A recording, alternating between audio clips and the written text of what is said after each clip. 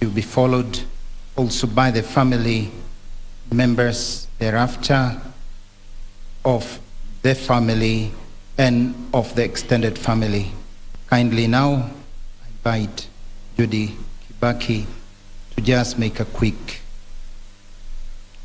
tribute to her dear father on behalf of the whole family.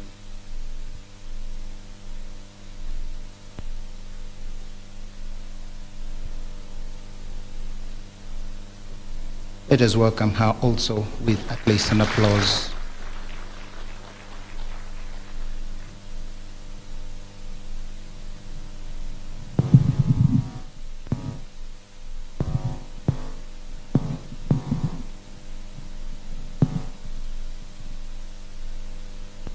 Good afternoon, ladies and gentlemen. My name is Judy Wanjiko. I am the daughter of the late President Mwai Kibaki, and I wish to make this tribute to a very special man, my father. Mr. Mwai Kibaki was known by many names. His Othaya constituents called him Mheshimiwa. For the first 30 years he was in government, he was also called Waziri. At some point during that period, he was also called Vice President Mwai Kibaki. Then in 1993, the media started referring to him as Opposition Leader Mwai Kibaki. This title lasted 10 years. Then he was sworn in as president in December 2002.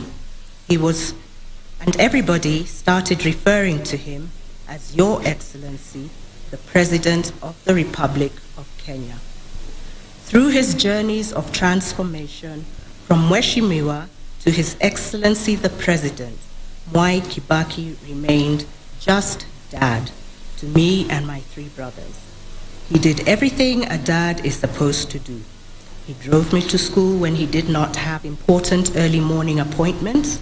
He attended the parents-teachers meetings when they were convened and listened keenly to what the teachers had to say about my progress, or rather lack of it, much to his consternation.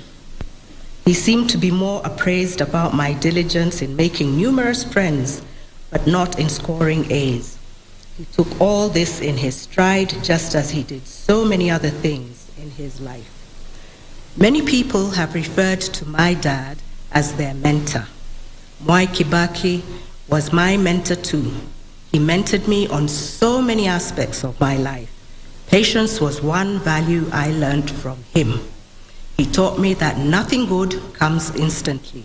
You must work hard at it. He said, stay focused. He often said, and those who chose to listen to his wise counsel, me included, managed to navigate the challenges that life presents.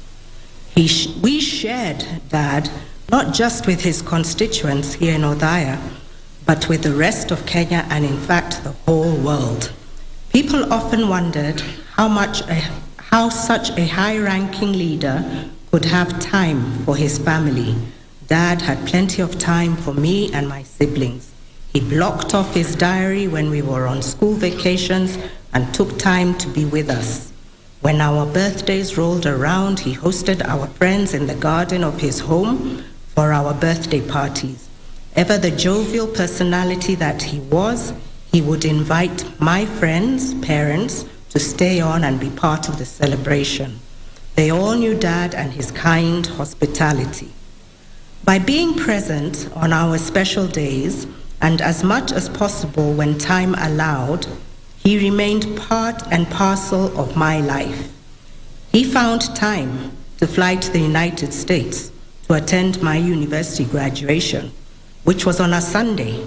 He flew out of the US the same night, was back in Nairobi on Monday night, and was able to participate in his then political party's election on Wednesday morning.